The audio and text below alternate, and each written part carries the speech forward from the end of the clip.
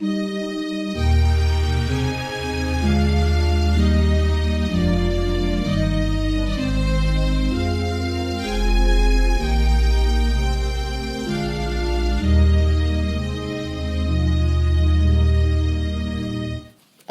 fa 7 ny volana Jona 2024 dia mbola faly miarabantsika amin'ny anaran'i Jesosy Kristy tompondray ry havana ary manolana trano ny fiadanan'ny tompo ho antsika rehetra izay mandray sy manaraka izao fandaharana mofinainana io izao.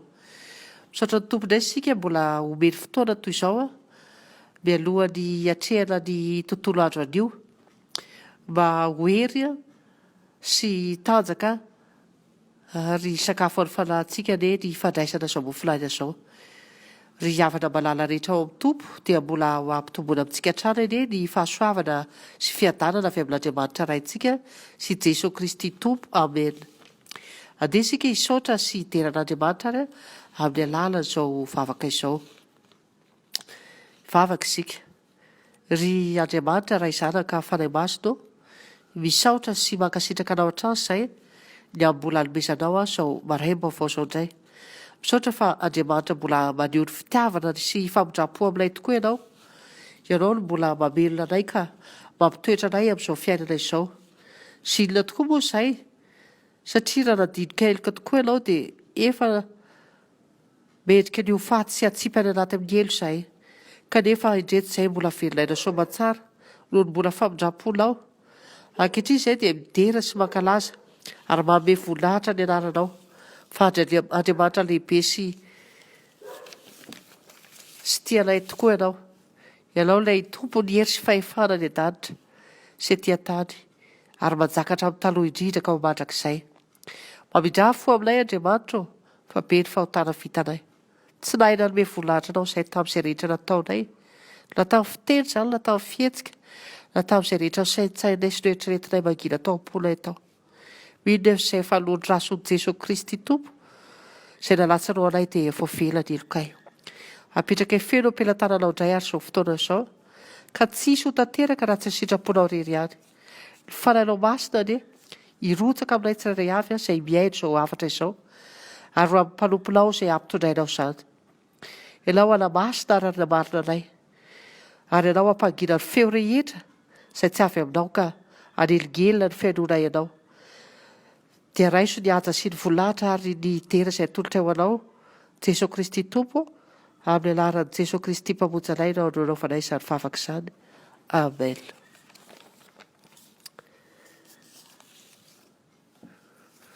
Ny anjara mofinainantsika androany moa ry havana dia arak'izay hita ao amin'ny bokin'ny Salamo 180 raisina eo amin'ny andininy fa 30 ka tsatra amin'ny andininy fa 530.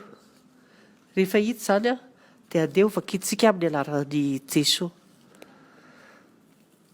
Ry fanjakana ambonin'ny tany miraho an'Andriamanitra, mankalazà ny tompo ilay mitaingina ny lanitra izay hatry ny fahagola.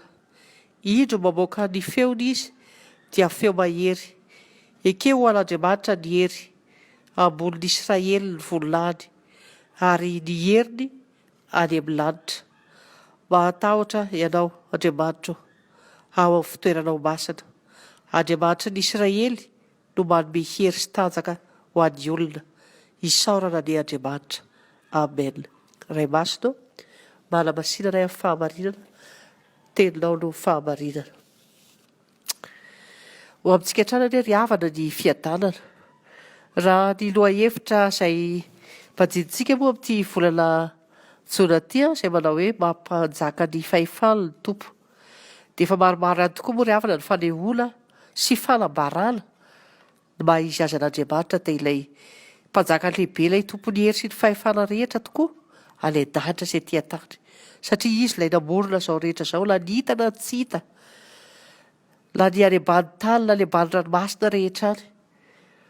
Ka ny anjara mofinainantsika androany ity dia tena manondro izany indrindra. Hitantsika verimerina eto ny teny hoe mahery, hery. Izany fanambarana izany indrindra no milaza fa Andriamanitra io dia tompony hery.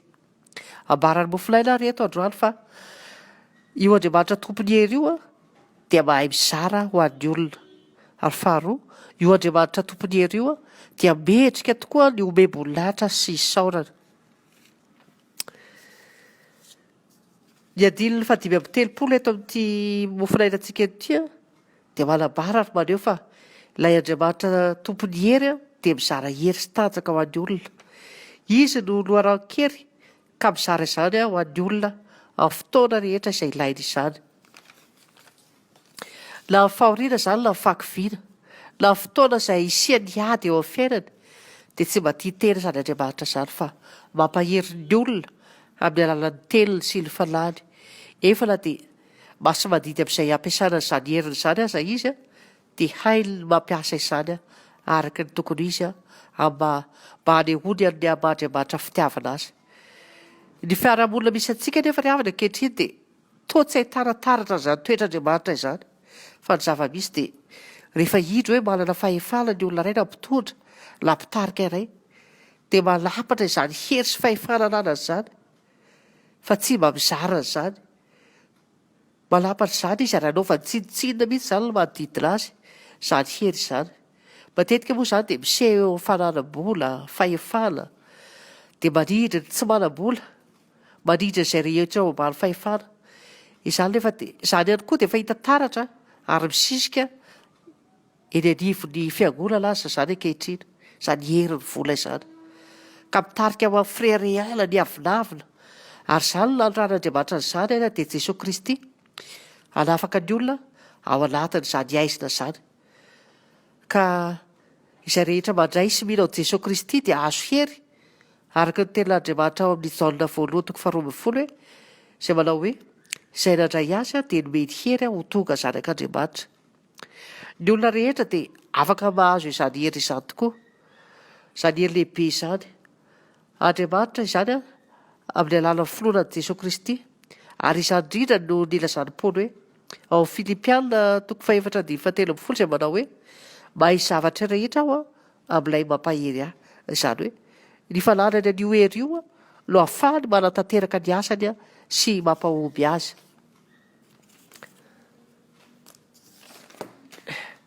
Io Andriamanitra tompony hery io koa ny havana dia mendrika ny omena voninahitra sy isaorana ihany koa.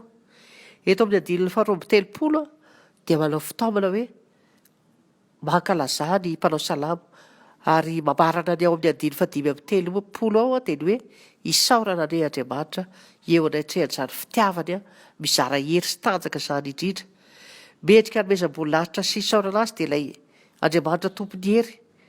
Mendrika sy rariny ary tokony ataon'ny olona tokoa ny misaotra sy manome voninahitra manoloana izay rehetra manome zava-tsoa azy. Ny olona mahatsiaro ary mandray zava-tsoa dia misaotra sy mankasitraka izay manome azy izany.